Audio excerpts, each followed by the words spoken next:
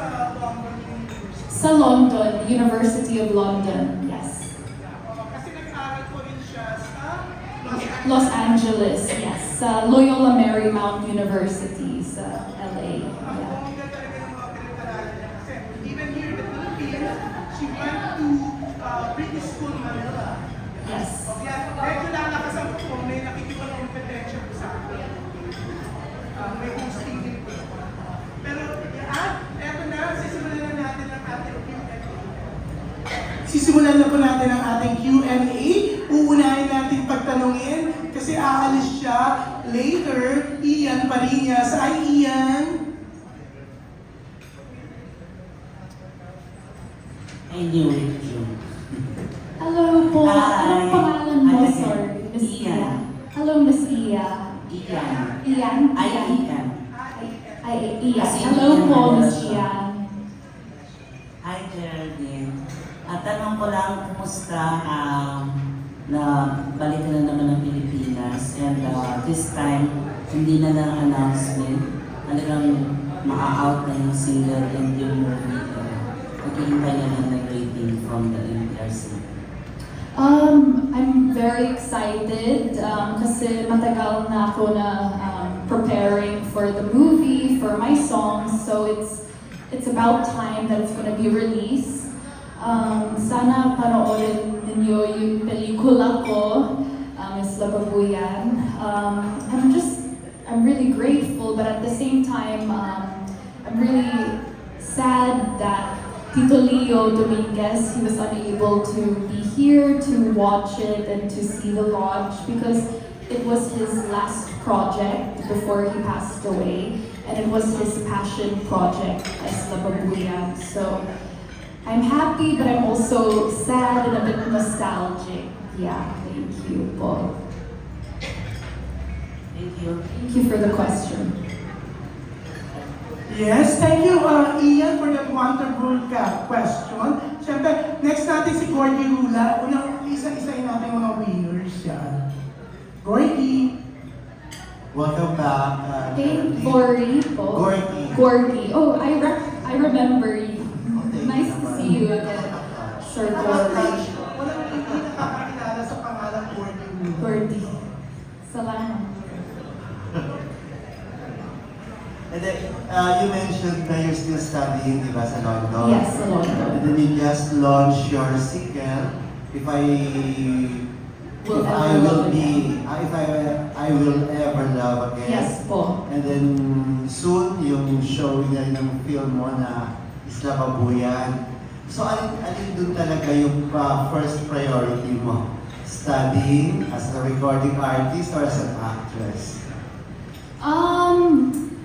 For me, kasi I'm quite good at balancing both things. I'm a very well-rounded person, and mataas naman yung grades ko, so I'm able to focus on my acting and singing career on the side. But I would say both naman, pero if meron akong project, like bagong project, then I'll prioritize to come here to do it. So, yes. But in showbiz, saan ka mas comfortable as a singer or as an actress? Saan yung mas gusto mo talaga? So, I like it both. I like it all. Pero talagang singer ako when I was younger. That was my first love, singing. I joined competitions sa London, sa UK. Pero when I moved to Los Angeles, I took up acting. I did a major with acting, so that's where I learned to love the craft, and I took acting classes in West Hollywood. So I would say both naman, and they really interlap. They're quite similar, similar crafts naman. So both, yeah. So since you studied in LA, Oh. na-try mo, you studied acting, di ba? Acting, yes, with business, yes. Na-try mo rin doon mag-audition for possible projects? Or Actually, you want to meron. enter na rin doon sa career mo sa LA or sa Hollywood?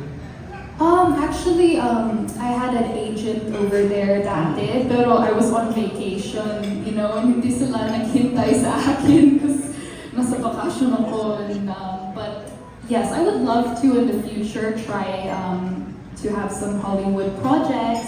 But I want to start slow and start little. You have to build, you have to work hard, small roles muna, and build yourself up before you could go to Hollywood. Yes. Last na lang. And then, anong year ka na sa London? And then, ano yung course? You're studying what course? Ano yung course ko? Yung course ko, business management with economics and accounting po. So how many years pa? So, isa lang. One year and parang 4 months. And after that, After kailan ka that. graduate? Graduating So na. once I graduate, I'm gonna lilipat ako dito sa Pilipinas. So next year pa. Next year. Yes, or the year after. Yeah. Good luck. Salamat, Thank you. Sir Gorgie. Thank you for the question po. Yes, thank you, Gorgie. Pero syempre, alam niyo, full support talaga kay Geraldine Jennings, no? Ang mga namamahal ng career. Kaya gusto rin natin welcome Mr. Ray Lanyada. Hi, Ray. Syempre, Ray is... Hello, Tito Ray. Sila ni Freddy yung namamahala na po ng LBD Management India. Gusto talaga sana ni Ogie Alcacid na pumunta dito. Pero kagabi kasi pinag-show po siya ni Gorgie Rula sa Metro 10. Kaya hindi po siya nakapag-rehearse sa Araneta. Kailangan niya mag-rehearse ngayong tanghali sa Araneta. Oo. Pero yung next time, makakasama natin si Ogie at si Geraldine sa isang intimate press con. Rinipinig ko po muna kung sino yung magandang sinula for the intimate press. Pero eto, next na magtatanong natin, isa pa rin sa ating winners, Jeff Fernando. Yes, Jeff? Yan. Ayun si Jeff. Jeff is from Tribune. Hello, Geraldine. Hello po. Every time you go back here in the Philippines, ano yung look forward mo lagi? Look forward to. Siyempre yung weather. Kasi ang lamig sa UK, palagi nag-rain, umuulan. But dito, even if umuulan, it's still warm and hot. Also, what else do I look forward? Siyempre yung pagkain dito. Kasi gusto ko yung adobo, chicken adobo, yung sinigang na hipon, yung desserts, yung turon, like all the Filipino food. So every time I come here, I only eat Filipino food talaga. Like I don't eat foreign food. Yeah. Okay, next question. Since pinasok mo yung singing and acting, sino yung gusto mong makaduel sa pagkanta and sino yung gusto mong maka-eksena when you act? For singing, I definitely would love to collaborate with Miss Sarah G. Okay. She's amazing. She's an icon. I love her song. And I think she had a new song that was trending. Ano ba yung pangalan yung song? Maybe this time. Yes, maybe this time. I love that song. I try to cover it and yeah. Pero yung dance challenge, ginawa mo rin ba? Hindi pa, pero I will do it. Yun like, but also with acting, I would love to work with Miss Lovito. She is under LVD, she's under Tito Ray and Tito Leo. She's talagang my inspiration. So Miss Lovie, si Miss Catherine Bernardo, and si Miss Janine as well, Janine Gutierrez, who are under LVD. So yes po. Okay, thank you, Geraldine. and Salamat. Thank you so you. much.